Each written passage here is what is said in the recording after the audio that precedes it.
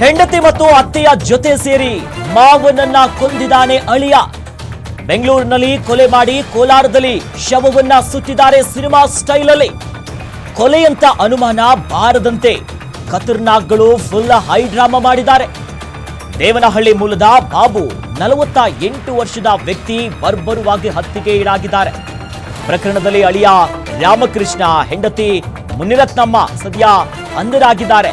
ಕುಡಿದು ಗಲಾಟೆ ಮಾಡ್ತಾರನ್ನೋದಾಗಿ ಹೆಂಡತಿ ಜೊತೆ ಸೇರಿ ಅತ್ತೆ ಜೊತೆ ಸೇರಿ ನೋಡಿ ಎಂಥ ಮನಸ್ಥಿತಿ ಇರಬಹುದು. ಕೊಲೆ ಮಾಡಿದ್ದಾರೆ. ಅದು ಅಂತಿಂತ ಕೊಲೆಯಲ್ಲ, ಬರ್ಬರುವಾಗ ಹತ್ಯೆ ಮಾಡಿ ಅದನ್ನ ದೂರ ಕರ್ಕೊಂಡು ಹೋಗಿ ಈ ರೀತಿಯಾಗಿ ಸುಟ್ಟು ಹಾಕುವಂತ ಕೆಲಸಕ್ಕೆ ಮುಂದಾಗಿದ್ದಾರೆ.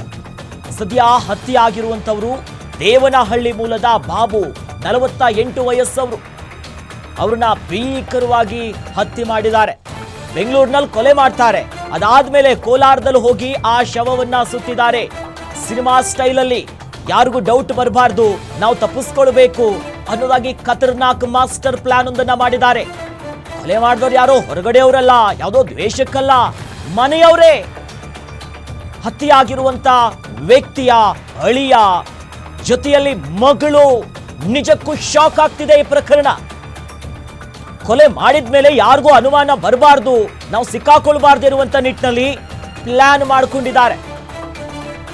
ಆ ನಿಟ್ಟಿನಲ್ಲಿ ಸದ್ಯ ಹತ್ಯೆಯಾಗಿದೆ. ಇಲ್ಲಿ ಮೇಲ್ನೋಟಕ್ಕೆ ಗೊತ್ತಾಗ್ತಿರೋದು ಕುಡಿದು ಗಲಾಟೆ ಮಾಡ್ತಾ ಇದ್ರು ಹತ್ಯೆಯಾಗಿರುವಂತ ವ್ಯಕ್ತಿ ಬಾಬು ಅನ್ನೋದಾಗಿ ದೃಶ್ಯದಲ್ಲಿ ಗಮನಿಸ್ತಾ ಇದೀವಿ. ಮೃತ ಬಾಬು ಇವರೇ. 48 ವಯಸ್ಸಿನ ಬಾಬುವನ್ನ ಹತ್ಯೆ ಮಾಡಲಾಗಿದೆ. ನೋಡಿ, ಅಳಿಯ ಈಗ ಮನೆಯನ್ನು ತೊಳೆದು ಬಿಟ್ಟಿದ್ದಾನೆ. ಇದೇ ಅಳಿಯ ನೋಡಿ, ಬಾಬು ಹತ್ಯೆ ಆಗಿರುವಂತ ಬಾಬು ಅವರ ಅಳಿಯ ರಾಮಕೃಷ್ಣ, ಜೊತೆಯಲ್ಲಿ ಬಾಬು ಹತ್ಯೆ ಆಗಿರುವಂತ ವ್ಯಕ್ತಿಯ ಪತ್ನಿ ಮುನಿರತ್ನಮ್ಮ.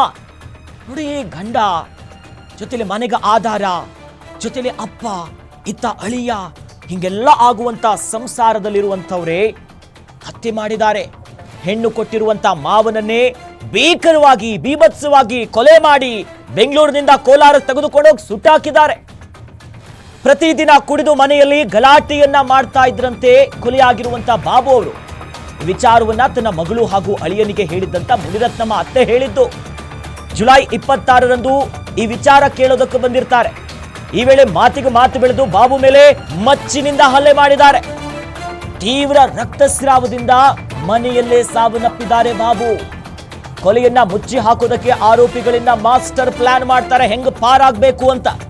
ಸಂಬಂಧಿಕರ ಮೂಲಕ ಆಂಬ್ಯುಲೆನ್ಸ್ ನಲ್ಲಿ ಕೋಲಾರಕ್ಕೆ ಶವವನ್ನ ಸಾಗಾಟ ಮಾಡ್ತಾರೆ. ಅಲ್ಲಿ ಯಾವುದೇ ಅನುಮಾನ ಬಾರದಂತೆ ಪೆಟ್ರೋಲ್ ಹಾಕಿ ಸುಟ್ಟು ಹಾಕ್ತಾರೆ. ಆದ್ರೆ ಮತ್ತೋರ್ವ ಮಗಳಿಂದ ಘಟನೆ ಬಗ್ಗೆ ಸಂಬಂಧಿಕರಿಗೆ ಮಾಹಿತಿ ಹೋಗುತ್ತೆ. ಘಟನೆಯ ವೇಳೆ ಬಾಬು ಸ್ಥಳದಲ್ಲೇ ಇದ್ದ. ಜೊತೆಯಲ್ಲಿ ಬಾಬು ಕಿರಿಯ ಮಗಳು. ಘಟನೆ ನಡೆದ 4 ದಿನಗಳ ನಂತರ ಸಂಬಂಧಿಕರ ಬಳಿ ಮಾಹಿತಿ ಗೊತ್ತಾಗತ್ತೆ. ಪ್ರತಿದಿನ ಕುಡಿದು ಬಂದು ಗಲಾಟೆ ಮಾಡ್ತಾ ಇದ್ರಂತೆ. ಕುಡಿದು ಬರಲಿ, ಗಲಾಟೆ ಮಾಡ್ಲಿ, ಅವ್ರನ್ನ ತಿದ್ದಿ ಹೇಳುವಂತ ಕೆಲಸ ಮಾಡಬೇಕು, ಅಥವಾ ಯಾವುದೋ ಶಿಬಿರಕ್ಕೆ ಕಳಿಸಿ ಅವ್ರನ್ನ ಕುಡಿಯೋದನ್ನ ನಿಲ್ಲಿಸುವಂತ ಕೆಲಸ ಮಾಡಬೇಕು. ಹೌದು, ಬಟ್ ಆದ್ರೆ ಇದೇ ವಿಚಾರಕ್ಕೆ ನೋಡಿ, ಸ್ವಂತ ಹೆಂಡತಿ ಅಂದ್ರೆ ಈ ಅಳಿಯ ಇದ್ದಾನಲ್ಲ, ಬಾಬುನ ಅತ್ತೆ ಮಗಳು ಎಲ್ಲಾ ಸೇರ್ಕೊಂಡು ಪ್ಲಾನ್ ಮಾಡ್ತಾರೆ. ಕುಡಿದು ಗಲಾಟೆ ಮಾಡ್ತಾರೆ, ನಮ್ಮಪ್ಪ ಏನಾದರೂ ಮಾಡಬೇಕಲ್ಲ ಅನ್ನೋದಾಗಿ. ಇತ್ತ ಅತ್ತೆನೂ ಕೂಡ ಅಳಿಯನಿಗೆ ಒಂದಿಷ್ಟು ಪ್ಲಾನ್ ಹೇಳ್ತಾರೆ. ಮುಗಿಸ್ಬಿಡೋಣ, ಬೇಡಪ್ಪ, ನಮ್ಗೆ ಇವ್ರು ಕುಡ್ಕೊಂಡು ಬಂದು ಗಲಾಟೆ ಮಾಡ್ತಾರೆ, ಇವ್ರು ಸವಾಸ ಬೇಡ ಅಂತ. ಇದನ್ನ ಗೊತ್ತಾಗ್ತಿದ್ದಂತೆ ಗಲಾಟೆ ಮಾಡ್ತಾರೆ ಮನೆಯಲ್ಲಿ.